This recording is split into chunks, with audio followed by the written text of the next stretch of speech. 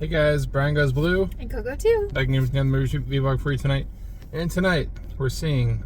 Bring Her Back. Bring Her Back, yeah. New A24. Yeah. We've heard it's pretty intense. So the directors, they talked to me, the two directors. I don't know their names off the top of my head. But, yeah, don't know. Pretty unsettling, disturbing new horror flick. Yeah. Really scary. It does star the girl that was in The Shape of Water. Okay. She's in some other things too. I just can't think off the top of my head. We're like 2 minutes behind our showtime right now. They're probably starting the previews already.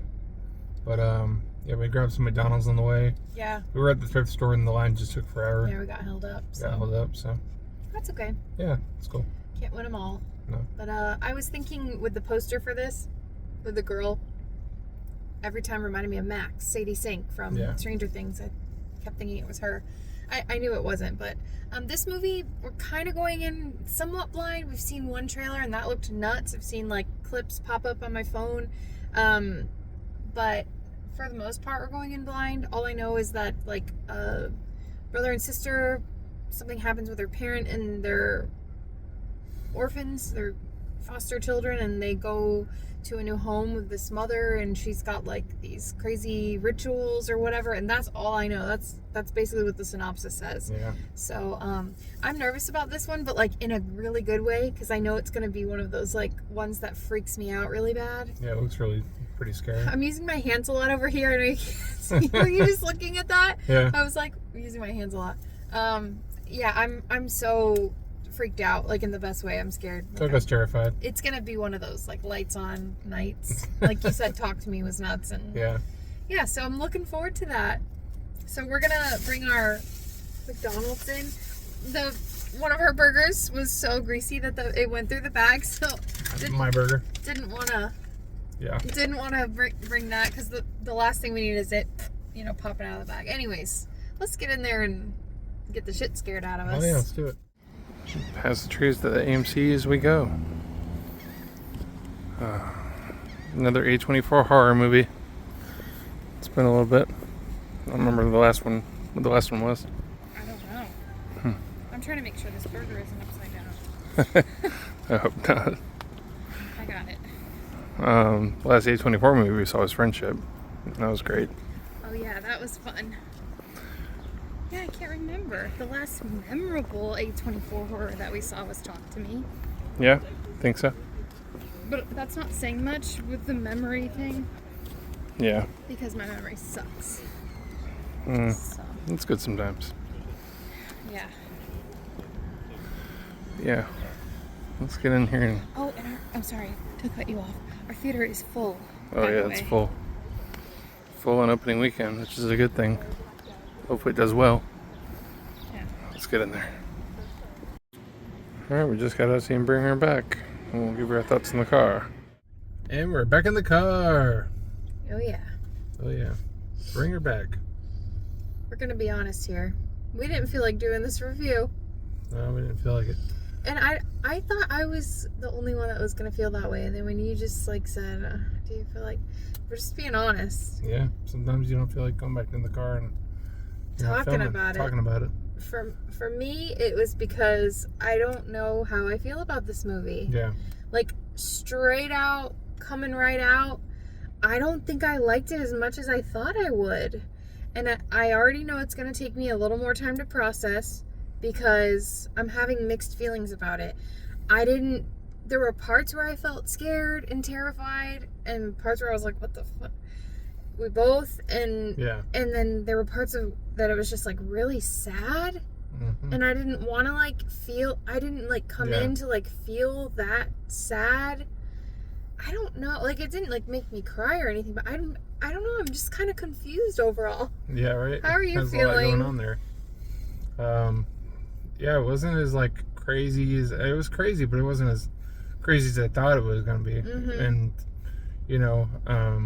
I thought there was going to be a lot more devil stuff in there. It wasn't really.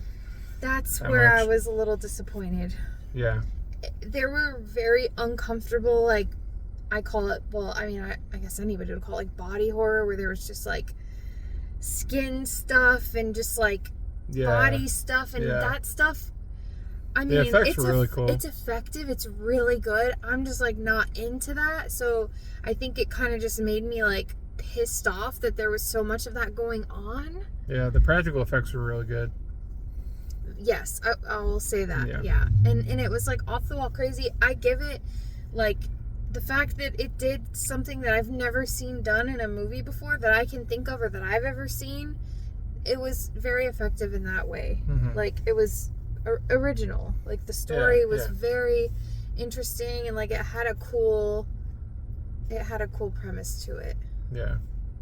Did you almost wish that like what was supposed to happen, I know this is messed up, do you almost wish that what was supposed to happen at the end, I can't finish that sentence without it spoiling. Yeah. Maybe I already did. It's okay. Right? It's okay. Yeah, it's okay. But that kind of, I was kind of like, ugh. Yeah, a little bit. Yeah. So yeah, you got these these two kids, you know, they're kind of like stepbrother, stepsister. Yeah, like half. Yeah, I think they're like half. Yeah. Yeah, because their dad remarried. Yeah. So like it was like an Asian wife probably. Mm-hmm. We don't see her at all. It comes to basically the son and the daughter, the stepdaughter. I mean, they were kind of brother and sister, or whatever. They come home and their dad's like dead on the floor. Yeah, and then it kind of goes from there because they get put into like a foster home, and it's kind of like a trial run because in a few months he can like, if he behaves or whatever, he can be of age 18 to be able to take care of his little sister. Yeah. And then it kind of goes from there. They don't really, the foster, whatever house that they stay at is kind of really corrupt and really messed up. Yeah. There's a crazy little kid named Oliver.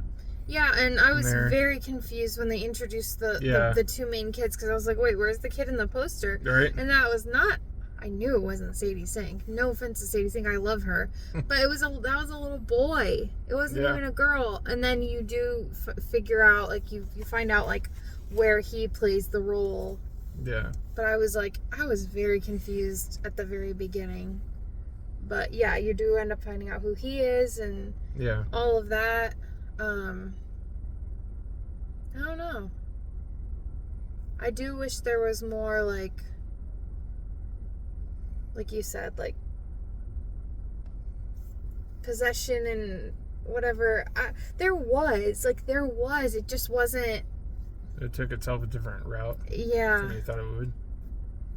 Yeah. And let me say this. At least it was different. There's some horror movies that are effective when in the movie it's daytime. Like there's some that are still scary. It's like broad daylight and stuff's going on and it's terrifying. Mm-hmm. But there's some that it just doesn't work.